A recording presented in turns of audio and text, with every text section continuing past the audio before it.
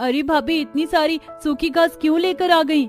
जंगल में बहुत सारी ऐसे ही रखी हुई थी, इसीलिए हम इसे ले आए। इस घास की मदद से हम बहुत कुछ कर सकते हैं। हम अपने घर को बिल्कुल गर्मा गर्म बना सकते हैं सर्दी के लिए। अच्छा, लेकिन वो कैसे भाभी? वो तो तुम बस देखती जाओ। तुम्हें अपनी पांचों जुगाड़ू भाभीियों पर भरोसा है ना? अरे हाँ भाभी, बिल्कुल। आपने हमें हमेशा गर्मी और बारिश के मौसम में पता नहीं कितने जुगाड़ करके बचाया है। अब आपके सर्दी के भी जुगाड़ देख लेते हैं। बस चिंता मत करो, अब तो हम तुम्हें घास के इतने सारे जुगाड़ बताने वाले हैं कि तुम गिनते गिनते थक जाओगी। चलो, सबसे पहले हम छत को ठीक करते हैं।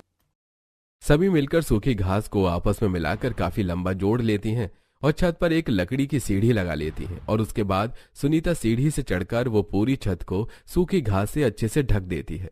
इतना करने के बाद पांचों घर के अंदर जाती हैं। अरे वाह, तुमने छत को बिल्कुल ठीक कर दिया। अब तो यहाँ पर हवा भटक तक नहीं रही है।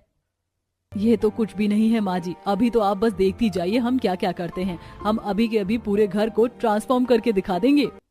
घर के अंदर बैठकर सभी मिलकर बाकी का काम शुरू करती हैं। अच्छे से घास को आपस में जोड़ा जाता है और उसके बाद घर की दीवारों पर अच्छे से लगा दिया जाता है। जहाँ खिड़की टूटी हुई थी वहां पर भी घास अच्छे से लगा दी जाती है। वाह भाभी, मानना पड़ेगा, हमारा इतना ठंडा घर तो आज तक इतना गर्म कभी हो ही नहीं पाया था। सच में तुम सबने तो घर को एकदम ऐसा बना दिया जैसे घर में कोई हीटर चल रहा है। अब तो हवा का नाम और निशान तक नजर नहीं आ रहा। उन सभी के काम से सब खुश हो रहे थे और रात को जब पांचों पति काम करके घर वापस आते हैं तो घर को इतना गर्म देखकर सभी को बड़ा अच्छा लगता है। अरे वाह, हमारा घर तो इतना गर्म कैसे लग रहा है? मानो ऐसा लग रहा है कि हल्की हल्की आंच पर हीटर चल रहा है। अरे सच में ये तो कमाल हो गया। कैसे हो गया? मुझे तो कहीं हीटर नजर नहीं आ रहा। और ये क्या, दीवारों पर ये क्या लगा हुआ है? दीवारों पर सूखी घास लगाई हुई है। इसी की वजह से पूरे घर के अंदर थोड़ी बहुत गर्मी हो रखी है। हमने छत को भी अच्छे से सूखी घास से ढक दिया है ताकि ठंडी हवा ना आए, क्योंकि छत में काफी बड़ा गड्ढा हो गया था जहाँ से ठंडी हवा आती थी और हमें परेशानी होती थी। मानना पड़ेगा, गर्मी, बरसात या सर्दी कोई सा भी मौसम क्यों ना हो, लेकिन आप सभी अपना जुगाड़ करके कोई ना कोई समस्या का हल जरूर निकाल लेती हैं। इसीलिए तो हर कोई हमें जुगाड़ू बहुएं कहता है। उसके बाद सभी कपड़े बदल लेते हैं और बाहर आंगन में पांचों बहुएं खाना बना रही थी। हमने घर का तो अच्छे से इंतजाम कर दिया, लेकिन अब हम अपनी रसोई का क्या करें? बाहर तो उतनी ही ठंड लग रही है हमें। हाँ, बेशक चूल्हे के सामने बैठकर खाना बना रहे हैं, लेकिन फिर भी इतनी ठंडी हवा में खाना बनाना बड़ा मुश्किल होता है। मेरे तो कान भी ठंडे हो गए हैं। कोई बात नहीं, हम कल अपनी रसोई के बारे में भी अच्छे से कुछ सोचेंगे कि क्या हो सकता है इसका। वो सभी को खाना बनाकर परोसते हैं और उसके बाद सभी खाना खाते हैं।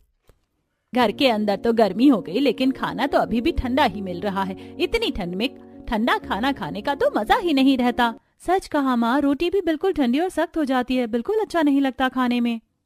अरे क्या तुम दोनों भी हर रोज शिकायत करती रहती हो? अब इसमें क्या कर सकते हैं? सर्दी है तो ऐसा तो होगा ही। चुपचाप खाना खा लो सब। खाना खाकर सभी सोने के लिए लेट जाते हैं और उसके बाद वही फिर से पतली चटाई, ठंडे फर्श पर और उसके साथ पतली सी रजाई, तो सभी को ठंड लगती है।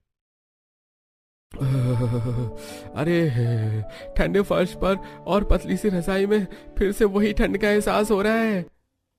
लेकिन चलो शुक्र है, ज्यादा ठंडी हवा नहीं आ रही। बाकी दिनों से जरा राहत मिल रही है।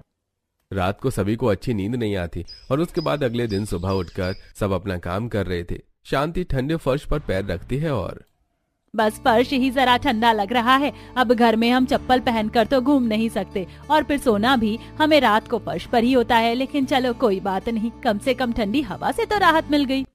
अरे कोई बात नहीं माँ जी, हम फर्श को भी देख लेंगे अच्छे से। अरे दीदी, फर्श को अच्छे से देखकर क्या करोगी? आपको इसका रिश्ता करवाना है क्या? तुम भी कैसे मजाक करती हो ऋतु। वैसे मेरे पास एक आइडिया है। हम घास की मदद से अपने लिए बिस्तर तो बना सकते हैं, लेकिन उसके साथ क्यों ना हम अपने घर के लिए सूखी घास की मदद से गर्म कालीन बना दे, जैसे अमीरों के घर में हर जगह बिछे रहते टीवी